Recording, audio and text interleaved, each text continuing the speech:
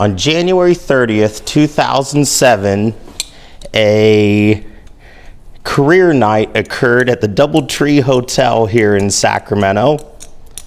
Why is this very obscure thing something that I'm bringing up today? Well, it's the thing we always reference, or at least show, in our packing. Now, we've since retired this packing.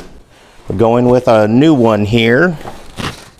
And the packing that we use is really important to letterpress printing. Everything that in letterpress printing needs some form of packing to protect the old equipment. Now, I've set here 48-point Caslon open face, a phrase that I typically say at the end of all my videos. It also helps protect the press here that was made in 1852, and it also helps print a more clear image, an image here that we have that says, "Press the red button, Howard."